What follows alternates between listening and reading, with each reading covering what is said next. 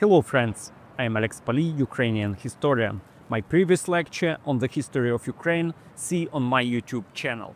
Now I will tell you about the extremely interesting and fateful ties between Ukraine and Scandinavia. Since the end of the 8th century, groups of Scandinavian warriors began to attack European states.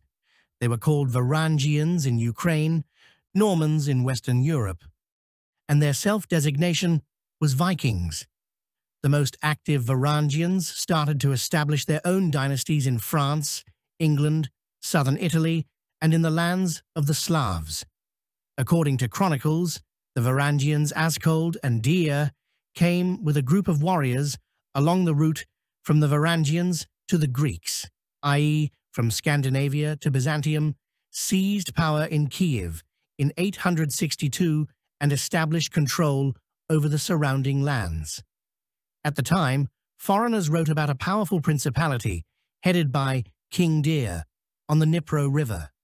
However, Kiev attacked the capital of Byzantium even before the arrival of the Varangians, which means it was a fairly strong city. In 882 AD, other Varangians came to Kiev. Young Prince Ihor, son of the Varangian leader Rurik, and his relative Ole, named the Prophet for his prescience. The new arrivals treacherously killed Askold and Deir on the pretext that they were not of the princely family. Prince Ole began to view other towns and tribes controlled by the Varangians as being subject to Kiev.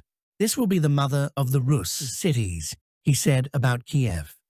It should be emphasized that the territory of modern Central Russia fell under the rule of Rus only 100 years later, and the Rus cities Ole referred to were the towns of the Polans in the area around the middle Dnipro.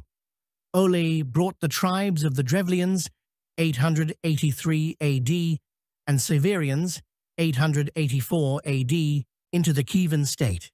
Kievan princes made several raids to the Khazar state and Transcaucasia. In 907 AD, the Kievans attacked Byzantium. According to a chronicler, Prince Ole nailed his shield on the gate of Constantinople as a sign of his success and exacted tribute.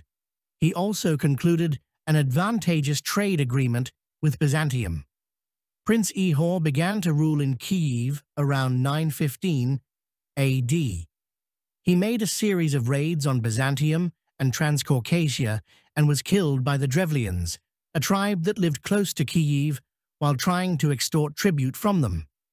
In 946 AD, Princess Olha, Ihor's widow, brutally suppressed the Drevlian rebellion and, according to the chronicle, burned their main city with the help of sparrows and pigeons, which she treacherously demanded as tribute from each homestead. She ordered to tie some tinder with a fire to the birds' legs and set them free. The birds flew onto the roofs and into threshing barns, setting the town on fire. Princess Olha learned a lesson from the rebellion and set a quota of tribute for all dependent towns and lands. 2/3 of tribute collected went to Kiev and the army, and 1/3 to Vyshgorod, where Olha set up her residence. In 957 AD, Olha visited the capital of the Byzantine Empire, where she adopted Christianity. Despite Olha's ambitions, the southern borders of the Kievan state suffered from the attacks of the Pechenegs, a nomadic Turkic tribe which came to southern Ukraine from the east. In the late 9th century, Varangian princes quickly intermixed with the Slavs.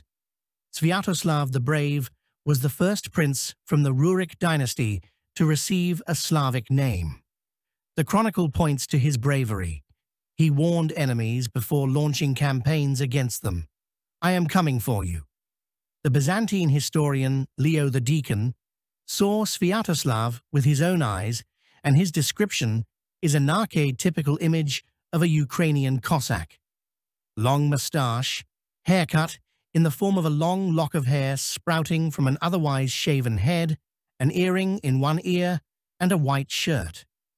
For the first time in history, Sviatoslav the Brave subjected to Kiev the lands in the Crimea and Zalesy, which would later become Central Russia and were inhabited by Finno-Ugric tribes, Meria, Muroma, Meshchera, Erzia, Moksha, etc., at the time.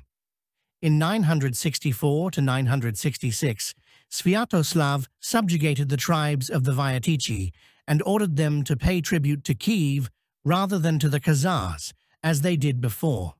Sviatoslav destroyed the Khazar state, a powerful competitor which hurt the Slavic lands with their raids and demands for tribute. In 965, after covering a distance of several thousand kilometers, Sviatoslav conquered the Khazar capital Atil, forcing the Khazar magnates to hide on Volga River islands. Moreover, Sviatoslav conquered the second Khazar capital Sarkel on the Don River, now in Rostov Oblast in Russia, to which he gave the Ukrainian name Bilaveja. This city played the role of an advanced outpost of the Kievan state until the early 12th century.